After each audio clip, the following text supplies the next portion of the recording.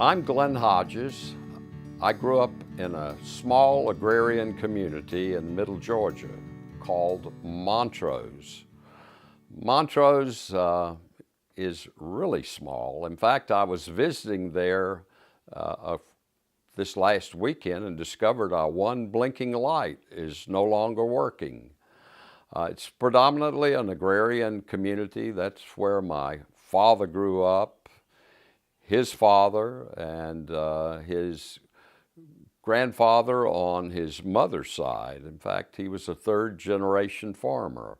At a very early age, I decided farming just wasn't my cup of tea. I enjoyed the farm as far as riding my horse, but to actually work on the farm, I really didn't enjoy it. Yeah, I drove a tractor.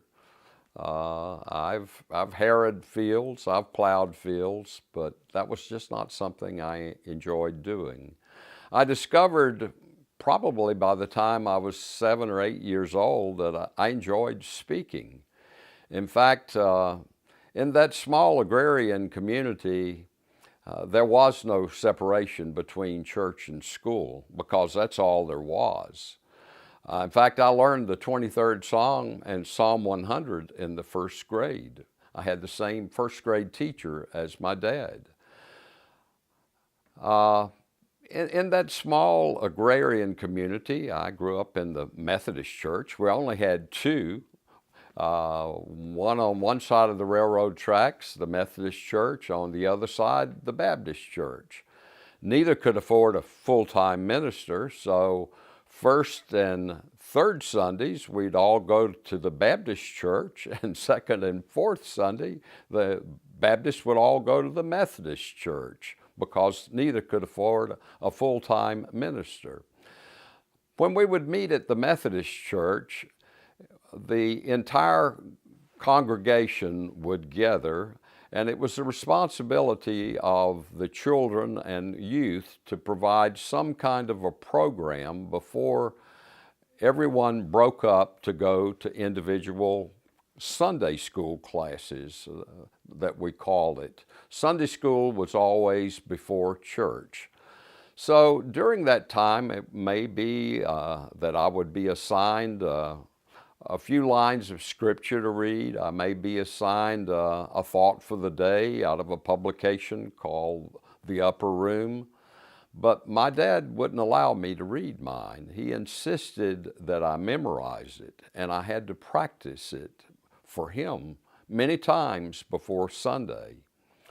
So from there, I went on from a county school. My parents decided that possibly in Dublin, Georgia, I would receive a better education, more of a college preparatory program that they offered. I enjoyed speaking there. I was president of a little homeroom for my grade. And from there I went on to Middle Georgia to junior college. And I actually got involved with drama for a period of time and had a lot of fun. Did some Shakespeare.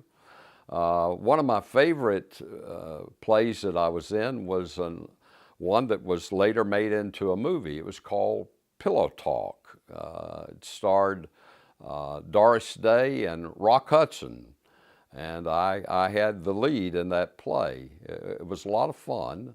I learned how to project my voice. I learned how to carry myself on stage. From there, I went on to the University of Georgia, and I pretty much dropped drama there.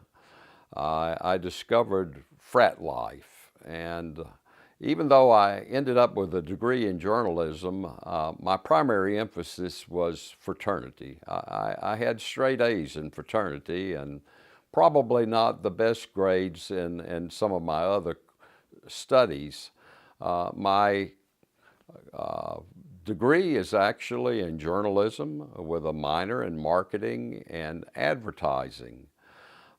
Early on, I knew that I wanted to work for a large corporation. I was just a country boy. I'd never traveled, And so the thoughts of, I'd never flown in an airplane, so the thoughts of being able to travel was very interesting to me.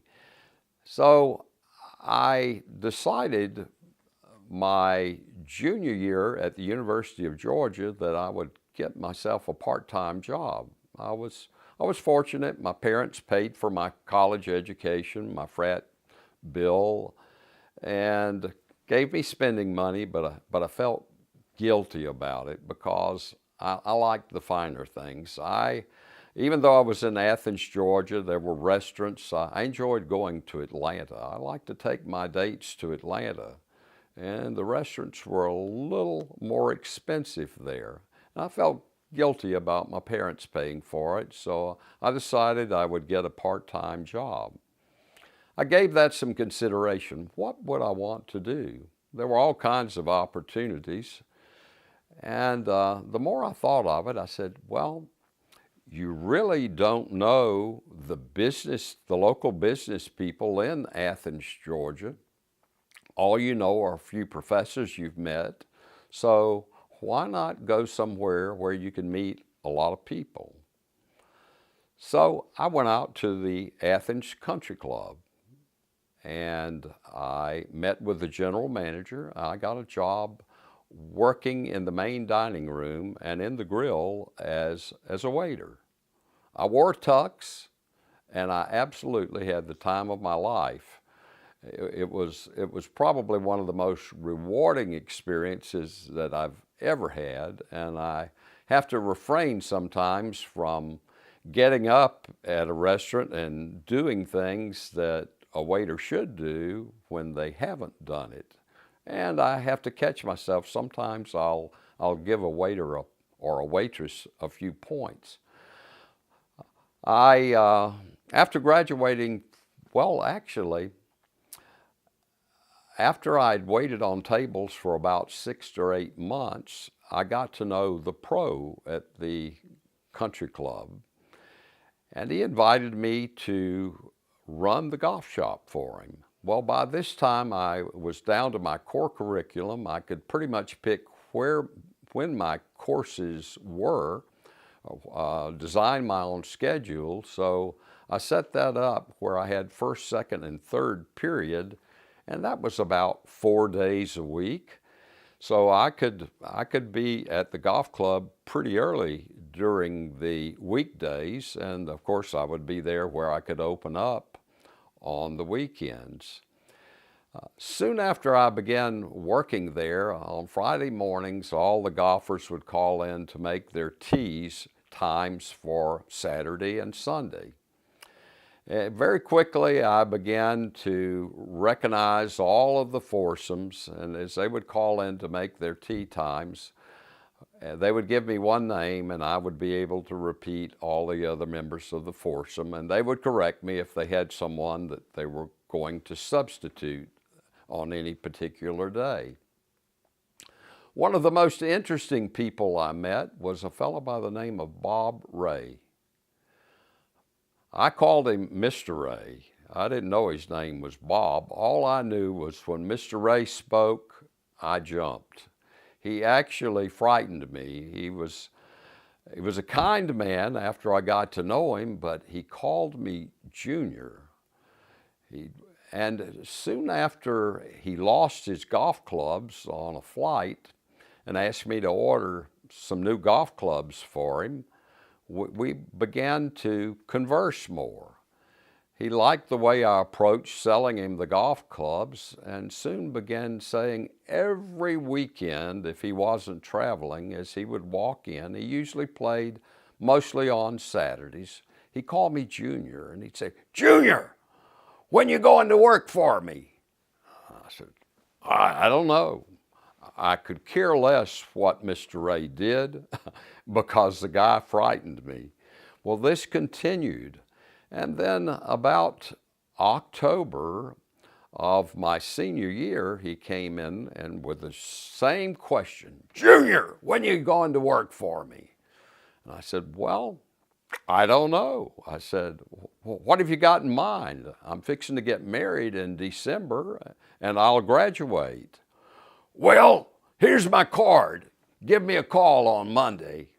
Well, sure enough, I did. He invited me to come out later that week and have lunch with him at the company cafeteria. I read his card and realized that he was marketing manager for a division of the Westinghouse Electric Corporation, which at that time was a Fortune 50 company. I went out on the designated day. We had lunch in the company cafeteria. He took me on a tour, personally, on a tour of the plant, which was the first time I'd ever been in a large manufacturing facility. In fact, the facility was 15 acres under one roof, which at that time was a pretty large manufacturing facility. I discovered they made overhead distribution transformers, those cans that you see on a pole that provide the 120, 240 power that you use in your home, the 240 to run your refrigerator and your electric stove, and the 120 to light the house and for other small appliances. He brought me in after the plant tour, said, "I've got someone I would like for you to meet." So he introduced me to a fellow by the name of Ro Gherardini. Immediately, he asked me to sit down, and Mr. Ray left, and he said, "Well, let me see your resume." I said, I don't have a resume. And he looked at me rather startled and said, "Well, why are you here?" I said, "Well, Mr. Ray said he had a job for me, and he just wanted to show me around and had a few people he wanted me to meet." Well, I quickly discovered that Mr. Gherardini was going to be my first boss, and he didn't realize how aggressive Mr. Ray had been in his recruiting efforts. So we talked for a little bit. He seemed a little concerned that I had a degree in journalism with a minor in advertising and marketing, and it was only later that I discovered why he had that concern. I couldn't start Westinghouse immediately because even though Mr. Ray wanted me to, because billings were down, and he said, "Tell you what, Junior, I got to get billings up. Let's wait until March, and I'll start you in March." And so I did. So I go in the first week in March, and Mr. Gherardini meets me at the door. It was a very secure door. I had to get a pass. And the first thing he did was introduce me to a few other people, and he gave me a stack of technical brochures. And he said, "Your job this week is to sit at your desk and read these brochures." Well, I almost broke out in a sweat after the first couple of 3 hours of reading these technical brochures. I had no idea what they were about. It was all about electrical things. There were things in there about ohms and watts and volts and kilowatts and megawatts and resistance, and I didn't know what any of that was. I'd been working for about 2 weeks almost, and I got a call from the HR department. A fellow by the name of Clay Jennings. He said, "You're Glynn, aren't you?" I said, "Yes, I am." He said, "Well, my name is Clay Jennings, and you might want to meet me."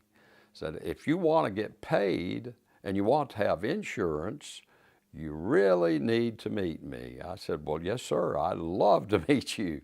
So I went down and I filled out an application for employment and signed up for my insurance. The interesting thing is that Clay Jennings later became the Vice President of Human Resources for the Westinghouse Electric Corporation.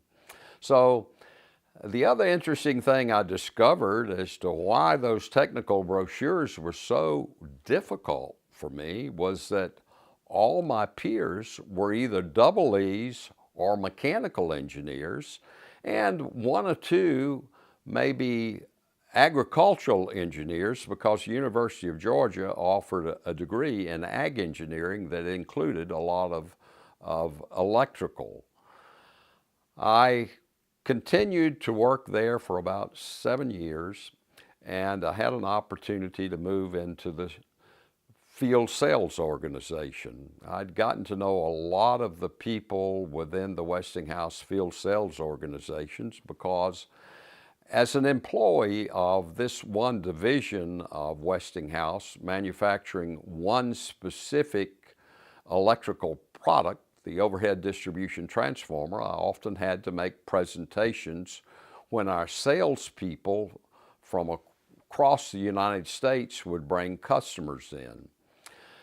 The only difference between myself and these salespeople were that they were responsible for selling the entire cross-section of electrical products that were sold to the electric utilities. We sold everything from the generation plant, including the turbines, generators, all the way down to the watt-hour meter on the side of the consumer's home or the industrial facility. I continued to work there. I moved to Richmond, Virginia for this first position, where I was responsible for not only sales, but also training distributor salesmen in our full product line. There I made a lot of presentations to customers as well as teaching and mentoring distributor salespeople. I stayed there for about 3 years, and I was invited to take another position in Chattanooga, Tennessee. Chattanooga was very appealing to both me and my wife Barbara because we were about as close to the Georgia line as we could get and not be in Georgia, and that put us about 2.5 hours from my hometown and about 3.5, 4 hours from her hometown.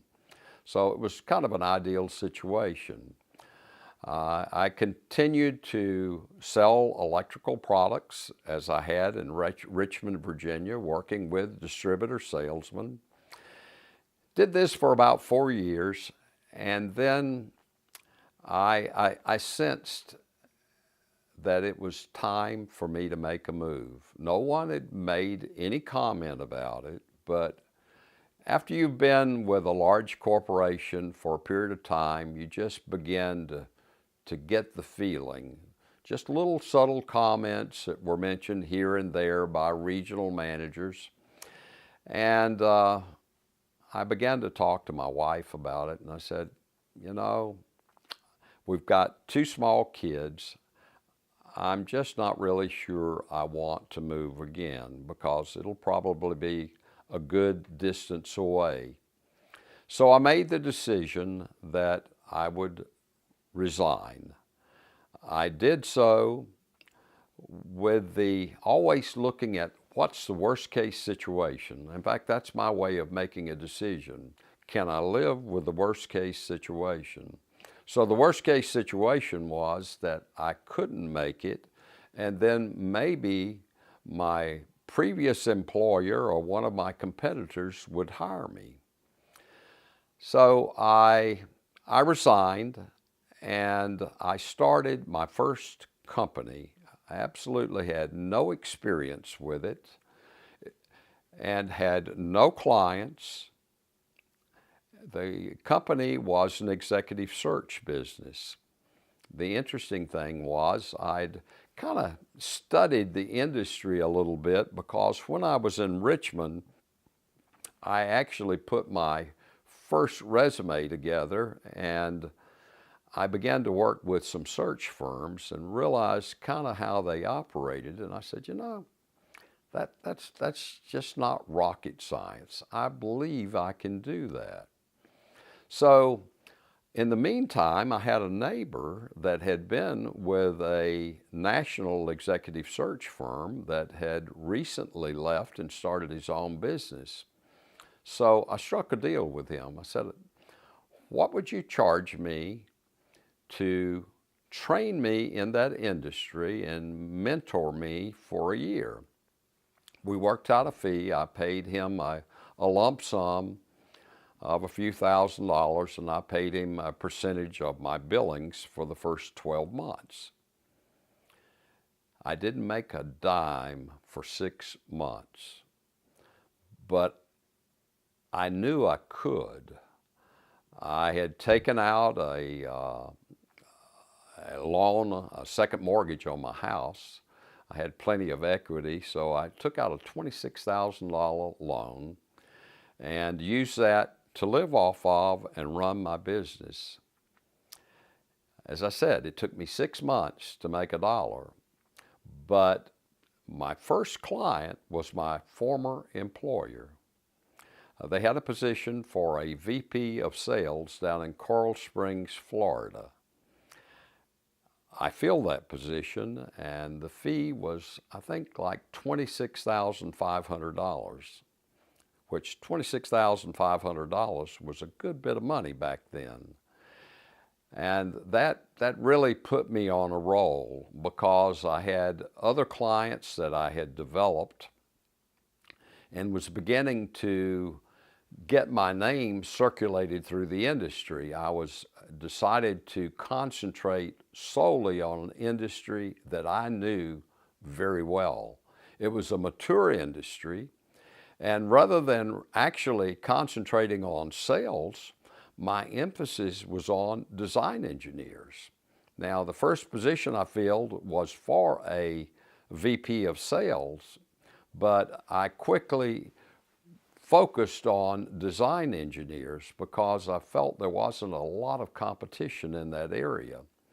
And by this time, I could talk their language. I understood the products that they designed. So when they would get a call from me, they would immediately bond because they knew that I wasn't just the average executive search firm or headhunter, if you please, that would call them. And there I began to ratchet up the level of the positions. I filled many positions, VP of engineering, where my fees would run $30,000, $40,000. Most of my clients were located far away from Tennessee. In fact, I didn't even try to market my services in Tennessee. I discovered that to be an expert, you really need to be out of state. I did a lot of work in the Northeast, and I did a lot of work in the state of New York, some work in the Carolinas, California, Arkansas, many states that I worked in. I continued to do this for about 6 or 7 years, and I began to study the temporary help business. I realized that that was really growing. So I looked into what I needed to do as far as the legal documents that I needed to do, the insurance I needed to have, etc. And so I opened up another division of the company. And that was to serve the local market. I ended up with offices in Cleveland, Tennessee, Chattanooga, Tennessee, and regional offices in Northwest Georgia. We quickly grew into a $1 million company, doing more than $1.5 million, $2, $3, $4 million a year. It was a very lucrative company. And we experienced quite a few downturns in the economy from 1984 up until about 2007, 2008. And I learned how to navigate those downturns in the economy. And I knew that they would come every 5 to 10 years, just as sure as I'm sitting here. they would come along. I noticed in 2007 that we were beginning to have a downturn because in the temporary help business, and by this time it was being called the staffing industry, of which I became a leader in that. I served on the board of the Tennessee Staffing Association for many years and am a past president of the Tennessee Staffing Association. As a result of that, I did a lot of work with the national organization.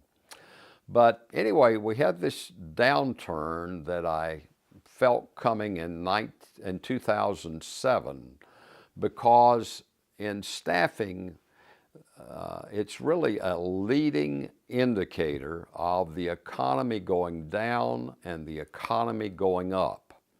Why is that? Well, as the economy goes down, the first thing an employer does is they cut back on the staffing, the temporary staffing. And then when it starts to come back up, if they're not sure that the levels will be sustained for orders they're receiving, they then will use a staffing service again to bridge the gap until they determined that the economy was stabilized again. So again, back to 2007, it wasn't a very good year. 2008 got worse. 2009 was terrible. I tried to refocus the company, concentrating more in another area of specialization, but it just wasn't working. I continued to pump money into it because in our industry, it was imperative to hold on to the staff, to get staff that could operate efficiently and truly understand our industry took a while. Well, I held on to the staff as long as I could. Finally, I had a company that was pretty much debt-free, but I began to borrow money like I had never borrowed before, just to keep the company going. So here was a company that had provided a very good income for me with very little debt. Finally, in the fall of 2009, I closed it in debt, not knowing what I would do. For a C corporation that has operated as long as I had, it took me about 6 months just to close the company down. The paperwork was horrendous. I did a lot of it myself rather than relying on CPAs and attorneys. I just did a lot of research. I got some assistance when I needed it. But I shut the company down, so there I was in a situation in debt, no source of income, and began to think of what do I want to do. I always liked to write a little, but I didn't write that much. And I was looking online one day and I saw an ad about learning how to blog. So I clicked on it and I paid them a little money to join the organization that would teach me how to blog. Soon learned it was really an affiliate marketing company. I continued to operate with that company for a good while, spent a lot of money, learned a lot about online marketing, but I began making videos and I discovered how much I enjoyed that. And little by little, I realized that I was really going back to my roots and enjoying doing something that I had enjoyed doing back at the time that I was just a youngster at school. And I began to think about the presentations that I used to make when I was with a Fortune 50 company. We were trained extensively. In fact, in those days, we had 16 millimeter film. We would sit at corporate headquarters in Pittsburgh with 70 of our peers making presentations that would be filmed, and they would be developed overnight, and then the next day we would sit there in our three-piece suits and critique each other. So I got over being afraid of the camera real quick. Stage didn't bother me because was accustomed to that from my experience in drama. I just enjoyed talking with people and sharing stories with people. And about 3 years ago, I was introduced to the John Maxwell team. A fellow, Paul Martinelli, had presented John Maxwell with a business opportunity. And that resulted in the formation of the John Maxwell team, which is where I became certified in both speaking and in coaching, as well as facilitating and conducting masterminds. So that's where my heart is. I've discovered my why that Simon Sinek talks about so much. And I think it's pretty much summarized in a tagline that just I blurted out one day on my podcast, helping you to be the best you. I love helping people. I've found that there is no greater reward in life than to help another human being without expectations. I'm Glynn Hodges. I'm your friend, probably your only friend from Montrose, Georgia. That's my story, and I'm sticking with it.